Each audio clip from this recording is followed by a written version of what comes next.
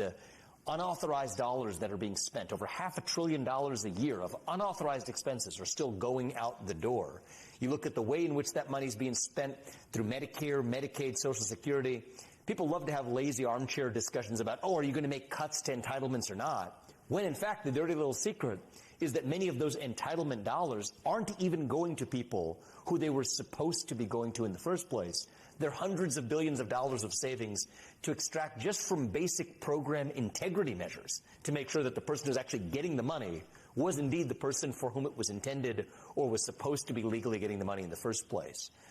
And so my view is a lot of the political philosophical musing about whether or not we should be cutting entitlements or not, or whether or not the president can impound funds, it's a deflection from the fact that there's a lot lower hanging fruit in terms of waste, fraud, abuse, error, program integrity failures that you got to go after first before we ever need to get to those harder political questions.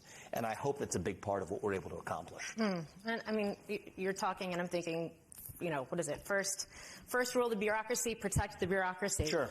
So it raises the question, because I think even just earlier this week, you saw 42,000 federal workers striking a deal to be able to continue telework until 2029. So when you talk about the Leviathan, how open are your eyes going into this, especially as you do have, for example, a lame duck president and administration right now who is taking certain steps, arguably, to put up roadblocks? Well, even without those lame duck steps, which I'll come back to in a second, this is a hard project. I mean, this is not something that is for the faint of heart.